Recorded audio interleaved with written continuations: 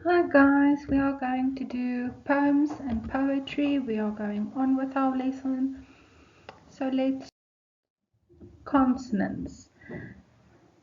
Consonants is like, when we get the alphabet, you get your vowel and consonants. So consonants is the same as your consonants. Okay, so it is a repetition of consonants sound in nearby words, especially at the end of the words, as in blank and think. You see the last two letters in each word is the same and it is constant. Okay, so we use it blank and think.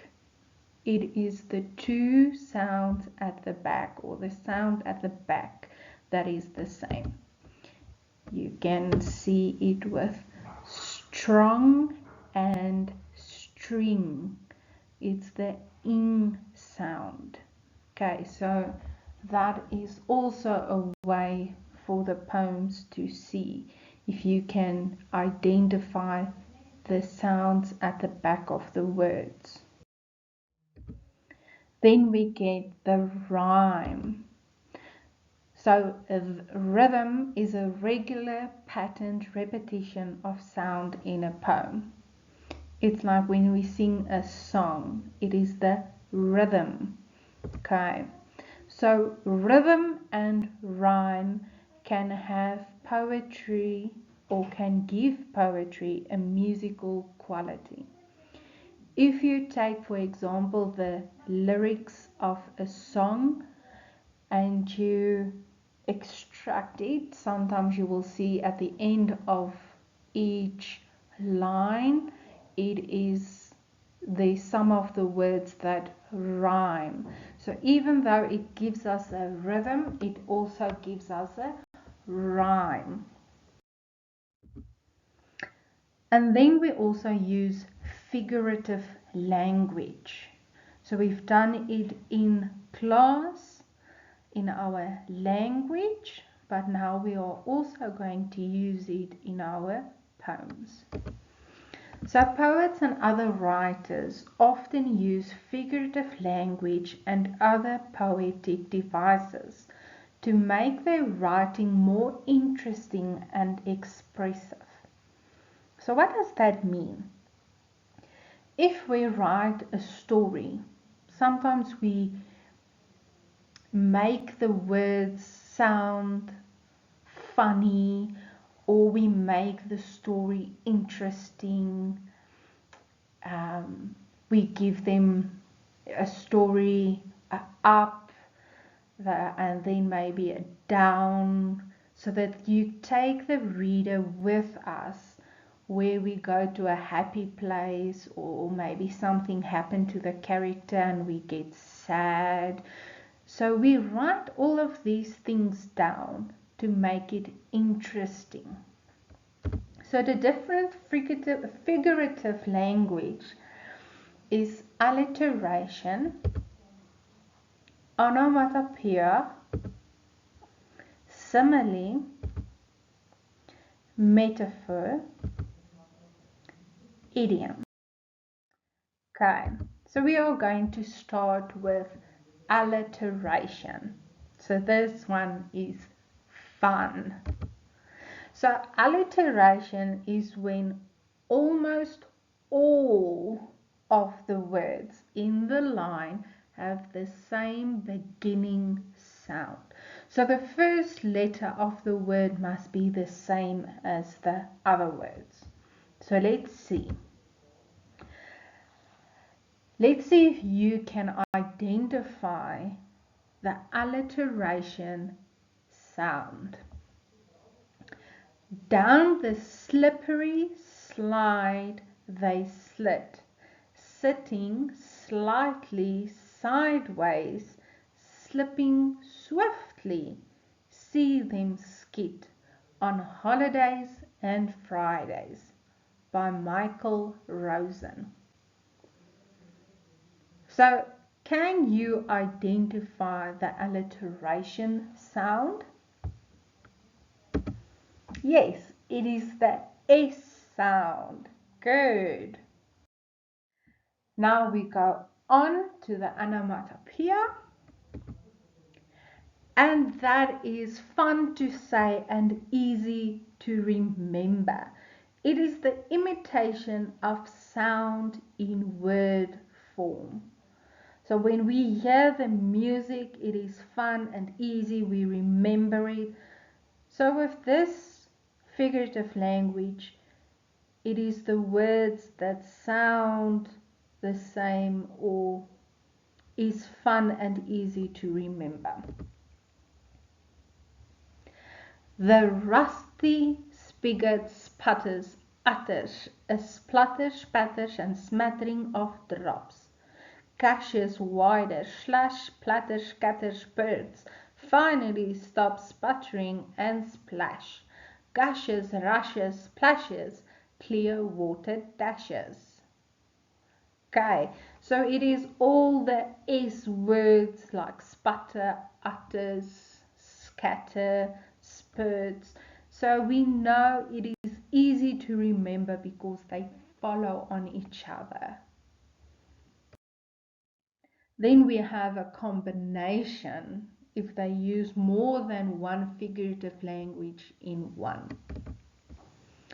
So sometimes a poet will combine two or more literal devices. Can you tell what two devices are used in the verse? Ice cubes clinking, clattery, clink, crazily inside my drink. Gonna do it again. See if you can find the two figurative languages that we use. Ice cubes clicking, clatter, clink, crazily inside my drink. Yes, alliteration and onomatopoeia is used. Good job. Then we also have a simile. A simile is a comparison using like or as to compare one or more things.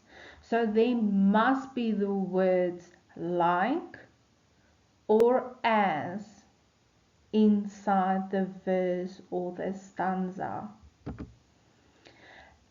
A rhythmic is where numbers fly like pigeons in and out of our head.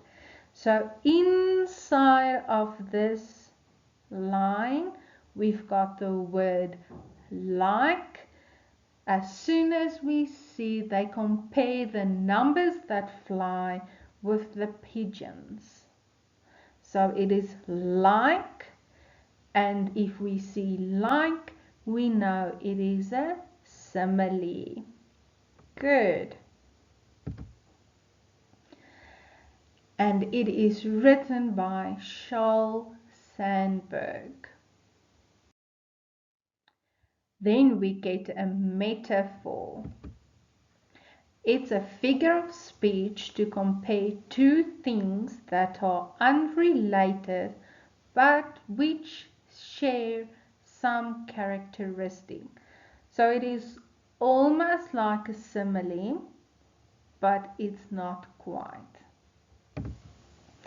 My brother is the black sheep of the family. Do you think that sounds right? No, because a brother is a sibling, so it's a person, so it's a human being. And I don't think a person or a human being can be a black sheep, because that's an animal. So it still compares two things, because usually if you are a black sheep, that means you are naughty. So they compare the two things, but there is no word used like or as. So it is a metaphor. As soon as you see the words like or as, it means it is simile. Okay, now we go on to our idioms. And we've done this. I know you know it. We've already written a test on it. Idiom is a phrase whose words have a different meaning other than its original meaning. So let's see if you can figure it out. Don't worry. The math test on fractions is a piece of cake.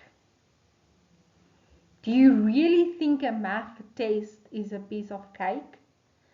Like if I give you a cake and tell you that is math, do you agree? No. So it means piece of cake. We've done it. It means it was easy.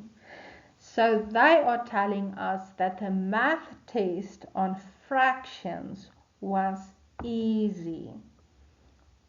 But rather to say it was easy, we say it was a piece of cake. Okay, bye guys.